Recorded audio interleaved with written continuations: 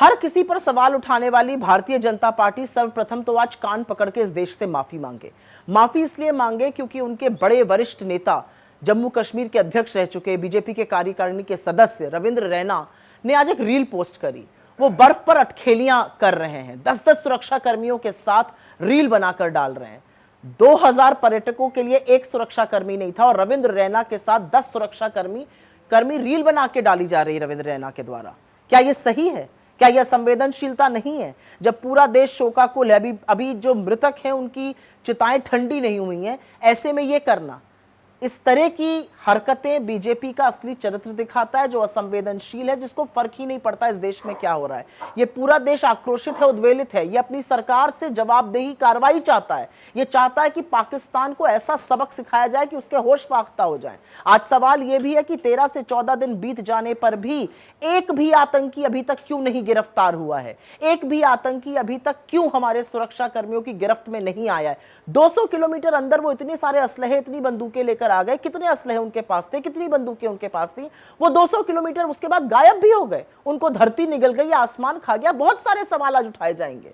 हम 100% आपका सपोर्ट कर रहे हैं, लेकिन आप बार बार निर्लज्जता करके दूसरों पर आरोप लगाइएगा, ध्यान भटकाइएगा, मुद्दों से भटकाइएगा, तो सवाल पूछा जाएगा कि ये सब करने से पहले रविंद्र रैना के असंवेदनशीलता पर, उनकी थिथरई पर, उनकी बेहयाई पर बीजेपी माफी कब मांगेगी? और क्या इस सारे कृत्य को जेपी नड्डा का एज अध्यक्ष रहते हुए प्रधानमंत्री मोदी का वरद हस्त प्राप्त है क्या?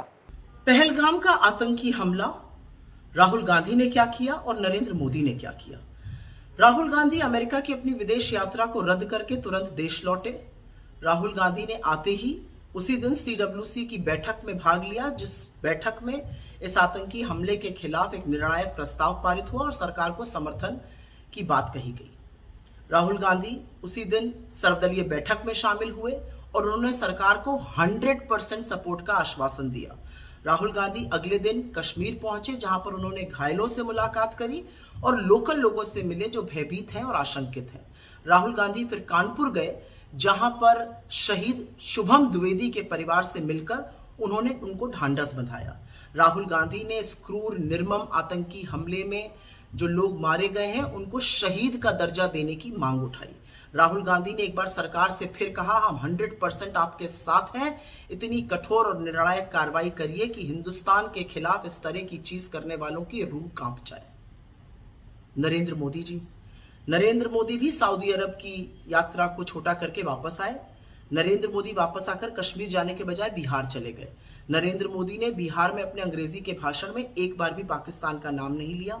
नरेंद्र मोदी सर्वदलीय बैठक में शामिल नहीं हुए, जबकि वो दिल्ली पहुंच चुके थे। नरेंद्र मोदी 11 दिन हो गए हैं पहलगाम आतंकी हमले को, एक भी शहीद परिवार से नहीं मिले हैं, एक बार भी कश्मीर नहीं गए हैं। अलबत्ता नरेंद्र मोदी मुंबई के कार्यक्रम में शामिल हुए, जो बॉलीवुड के चमकते दमकते सितारों के साथ OTT पर चर्चा करने के लिए था। नरेंद्र मोदी केरल के एक मंच पर अट्टहास कर रहे हैं और भद्दे मजाक कर रहे हैं। नरेंद्र मोदी के जो दुलारे चिंटू ट्रोल हैं, वो एक शहीद की विधवा को जो अनाप शनाप बातें कह रहे हैं, वो यहां दोहराई नहीं जा सकती हैं।